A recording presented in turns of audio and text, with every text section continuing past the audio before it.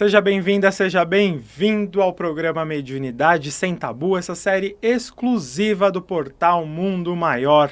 Você que está acompanhando aqui esses episódios, ao longo aí de 16 episódios, a gente vai trabalhar esse tema, mediunidade, mas sem tabu, sem peso, sem mistificação, e a gente vai trazer aqui os comentários, né, de vários comunicadores.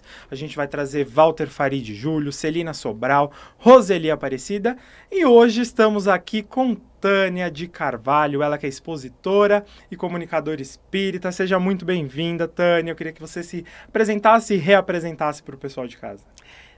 Olá, tudo bom? Estou feliz de estar aqui. Gratidão por estar no Mediunidade Sem Tabu. É uma alegria muito grande. Estamos aqui vindo do Paz e Amor, né? Lá no nosso centro do Tatuapé. E aqui estamos às segundas-feiras no pronto atendimento, 11 horas da manhã. E a Tânia, ela que é autora do livro Deixe-me Partir e também do livro O Despertar da Mediunidade, como lidar com a mediunidade em crianças e jovens, né? Ambas as obras disponíveis na nossa loja Mundo Maior. Então, para você que quer acompanhar um pouquinho dessas obras, mundomaior.com.br, repetindo, mundomaior.com.br, as obras Deixe-me Partir e O Despertar da Mediunidade, como lidar com a mediunidade em jovens e crianças.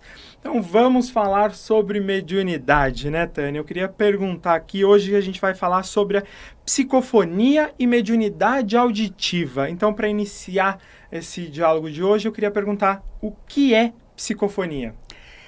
Psicofonia é a possibilidade de que os espíritos se utilizam com o médium de transmitir através da oralidade a sua mensagem. Ela também é conhecida como incorporação, nome impróprio. Por quê? Envolve penetração de corpos, não é possível. 2 corpos não ocupam o mesmo, principalmente espírito também não. Tem que sair um para outro entrar. Mas, normalmente, as pessoas dizem, eu sou médium de incorporação. O processo da mediunidade, de psicofonia, ela se dá de mente a mente. Nós temos o nosso corpo físico, o nosso perispírito, que é o nosso corpo espiritual, que nos liga ao espírito. O espírito sempre, para se manifestar, ele precisa de um perispírito. Quando o desencarnado deixa o corpo físico, ele fica com o perispírito e, claro, o espírito, obviamente. Então, a comunicação, ela vai se dar de mente a mente, de perispírito do encarnado com o perispírito do desencarnado.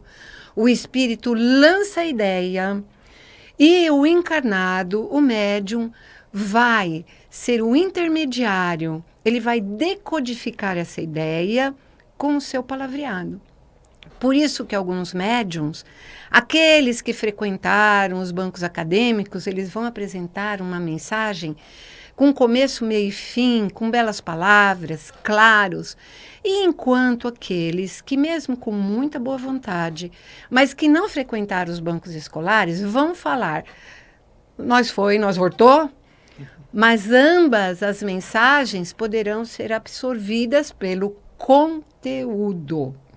Então, antes de, em vendo uma mensagem cheia de palavras difíceis e tudo mais, mas que são sem substância, que nós prefiramos um médium mais simples, mas que passe uma mensagem, porque é no conteúdo que nós devemos nos atentar. Tânia, na psicofonia, o médium, ele vai mudar o tom de voz, ele vai mudar a voz, né? Por exemplo, você até citou algo parecido em questão do vocabulário, mas talvez cabe aqui, né? As relações com sotaques, né? Em caso de um espírito, por exemplo, ser nordestino, quanto o médium ser carioca. São sotaques totalmente diferentes. Ele vai mudar o tom de voz para a voz do espírito e como que funciona essa relação do sotaque, né? Você citou o vocabulário, mas como que funcionaria nesse sentido? Ricardo, eu te responderia, pode, mas não necessariamente. Por quê? Depende do nível, porque a psicofonia ela é classificada em algumas categorias. Consciente, onde o médium, durante toda a mensagem, ele está consciente do que? Ele como o espírito lança a ideia, ele pré-sabe do que ele vai falar. E o espírito vai acionando e ele vai falando. É tão interessante. Nós somos médiums de psicofonia. E muitas vezes eu me decepciono muito porque o pensamento ele é rápido. As palavras, elas demoram para a gente articulá-las. Então, o espírito está lá na frente e eu ainda estou aqui. Parece, sabe, uma carroça e um Fórmula 1 é o pensamento do nosso espírito amigo. Mas nós temos ciência, ela é boa. Existem aqueles que ficam emancipados do corpo. Então, no começo é ele, daqui a pouco o espírito toma conta e ele pode articular através da voz, do aparelho fonador, uma forma característica e aí passa as cores do médium, percebe? E o final, o espírito se afasta e o médium fala. Ou então, envolver totalmente, que aí são situações mais raras, não é? Onde o espírito, ele fala, por exemplo, Divaldo Pereira Franco, em algumas situações, Dr. Bezerra de Menezes, envolviam tão profundamente, é uma mediunidade inconsciente, né? O médium tem confiança no espírito, então ele se entrega. E o espírito começa a falar, depois de alguns minutos, com a voz que ele tinha na sua última encarnação, na voz que ele escolha. A primeira vez que eu ouvi, inclusive, eu meio que me decepcionei, porque é uma voz, parece um velhinho, cansado, ao passo que eu imaginava, doutor Bezerra, que está aqui, acolá, que força, mas ele é suave. Então pode sim, mas nem sempre acontece. Entendi. Eu acho que até caminhando, né, com a mesma construção de entender as dúvidas do que é essa mediunidade, como ela vai se dar, eu pergunto, né, um médium, ele pode transmitir uma comunicação de um espírito que fala outra língua? Como que seria a transmissão dessa mensagem e em qual idioma? Eu acho que vai até de encontro no que você já veio construindo. É muito interessante essa pergunta. Acontece também, é raro, chama-se xenoglossia, né? Xeno é o radical grego que quer dizer estrangeiro, né? Tem xenofobia, inclusive, né? Atualmente se fala tanto nisso. Na xenoglossia, o espírito, ele pode articular aqui através da glote do próprio médium, ou então alguns espíritos, eles criam uma garganta ectoplásmica e o espírito se utiliza daquela garganta ectoplásmica, precisa já é um efeito físico, o médium precisa exudar, quer dizer, sair dele o ectoplasma, que todos nós temos, mas alguns em uma quantidade maior, então ele pode sim falar em outra língua, é muito comum. Eu tinha uma tia, já desencarnada, com mediunidade extraordinária, que nunca utilizava, mas, muitas vezes, ela passava uma mensagem em japonês. Meu avô chamava o vizinho, que era japonês, e ele traduzia, e meu avô ia doutrinando aquele espírito que estava nervoso, estava assim, em situação de necessidade. Então, são raras acontecer. Minha avó, por 4 anos, ela esteve por um processo de obsessão. E ela, certa feita, começou a falar numa língua e ninguém sabia. Por coincidência, tinha um padre e disse para o meu avô, nossa, sua esposa é da minha terra. E minha avó era espanhola analfabeta. E ela estava falando, ele diz, em húngaro. E ele conversou com ela. Então, porque na obsessão, em última análise, acontece um fenômeno mediúnico, não é? Só que de um espírito que está com o fim de prejudicar. Interessante, né? Agora a gente vai também para outro campo, né? Que é a mediunidade auditiva. O que é a mediunidade auditiva? E ela é um tipo de mediunidade comum? A mediunidade auditiva, ela acontece, mas ela não é assim, ela é espontânea. É a possibilidade que os espíritos utilizam de nos passar alguma informação, não é? Nós ouvimos, normalmente, o médium, né? Então, o plano espiritual vem interferir. Mas é bom que seja de vez em quando, porque seria muito difícil você conviver com o mundo dos encarnados e com o desencarnado a todo momento, ouvindo orientações. E também seríamos joguetes de espíritos.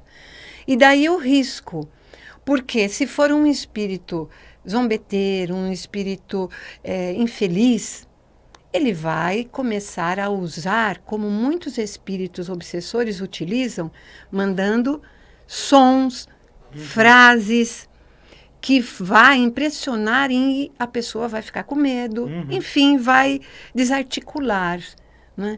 Então, que nós, de vez em quando, ouvir uma orientação, ótimo.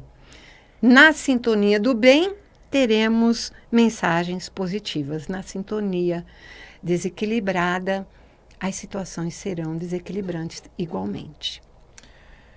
Como é que esse médium escuta essa voz, a voz desse espírito, né? É uma voz externa, como a gente está falando aqui, a gente está escutando essa voz, ou é uma voz dentro da cabeça? Como que funciona essa audição do médium? Olha, pode acontecer dos dois jeitos.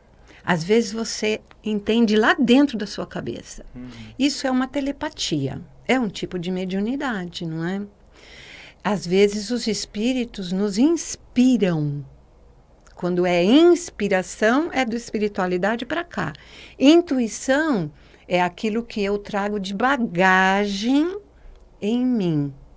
Então, às vezes, a gente tem uma intuição, mas ela, quando é algo que você não estava pensando, é algo que vem para te ajudar, inclusive numa situação que você precisa de uma inspiração, pá!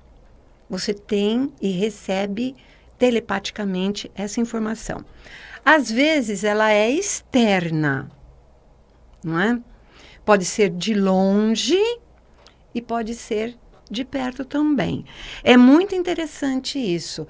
Os espíritos, eles podem influenciar a parte do córtex cerebral que envolve a parte da audição. Então, eles já manipulam ali, já interferem ali, e com os fluidos característicos do médium, a mensagem acontece.